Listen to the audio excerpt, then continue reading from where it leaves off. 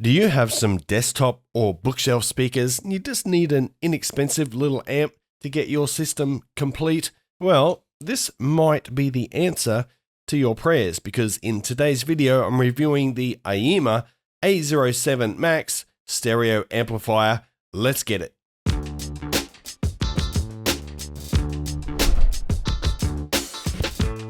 What's cracking, audio fans? It's David here from Prime Audio Reviews, and I do apologize if I'm sounding a bit off. I'm feeling rather off. I picked up a pretty nasty virus, still recovering from that, but the reviews cannot stop, as you well know.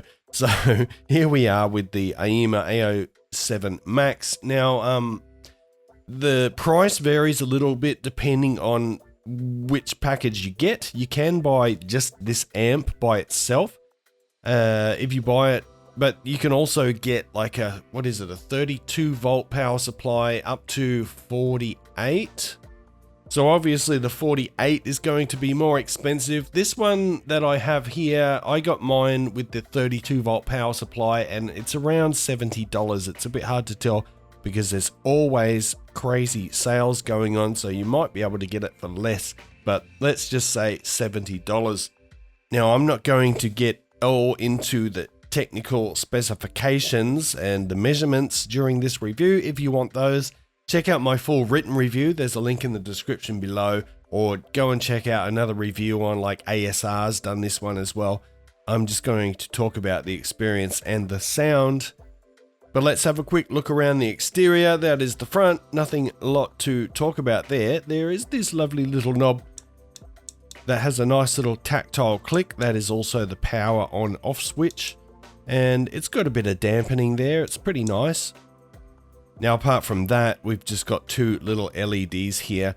One indicates when it's in stereo mode and one indicating mono mode, because yes, on the underside there's a little switch and you can actually use this as a mono block.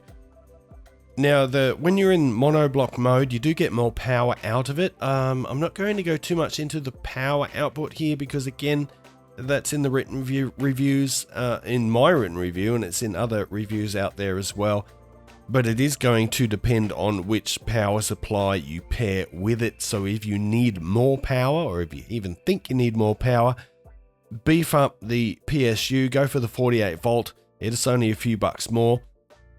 So let's have a look around on the back panel now, and that's it there. So pretty simple. You've got your line in or your RCA input there, and auxiliary out 3.5 millimeter. So you can hook this up to a subwoofer. It's not an ideal sub out, like there's no high pass filter or anything. It's just a basic straight 100% signal output. But I did hook it up to my Poke, what is the model, HTS10, I think, subwoofer, and oh, it sounded great. Like definitely if you got the sub, hook that up. And the binding posts here, you can see they are angled or staggered, and that's a nice touch, and they're pretty good quality. They're nice and sizable too. One last thing, you've probably noticed the perforations here and on the sides. So this unit has got some pretty good passive cooling. It's built nicely too. It feels good for such a affordable amp. It actually feels really nice in the hand.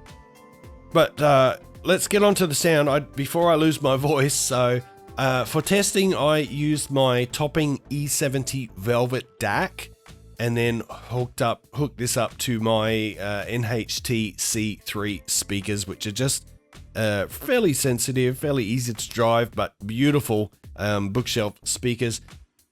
And with that little setup, I've got to say, this amp sounds really lovely. The sound signature, I'd say it's neutral, but it's got more character and more depth than I was expecting for an amp at this price point. It does what it's intended to do, and that's basically it amplifies the signal that goes in.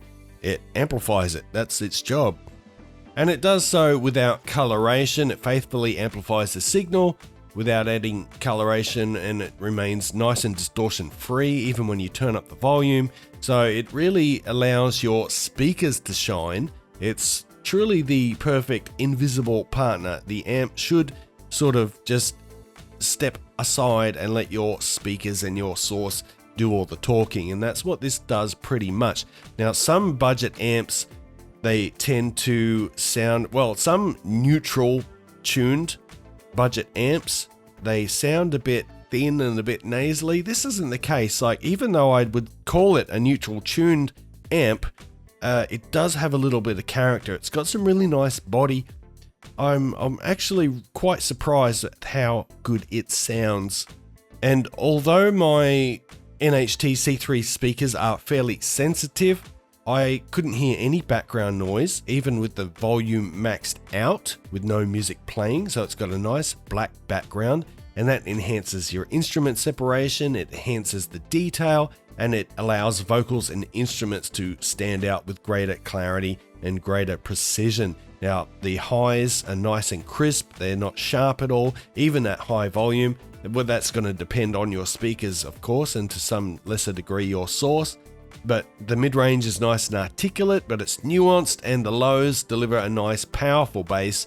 It's controlled and punchy, got good end-to-end extension, and overall it's just a great sounding little amp. And I can tell my voice is about to give out, so I'm just going to have to end it here. But the AIYIMA A07 Max, look, this is a fantastic little device. If you're looking for something on a budget, or if you're looking for just a little amp for your secondary system, or you know, you're just a beginner, you're just starting out, this is a really solid little amplifier. I highly recommend it. And with that said, I'm going to wrap it up there. So thanks for watching the video. If you liked it, give it a thumbs up, Pa Family Audiophile style. If you're new here, consider hitting the subscribe button before you go. And until next time, I'll see you later.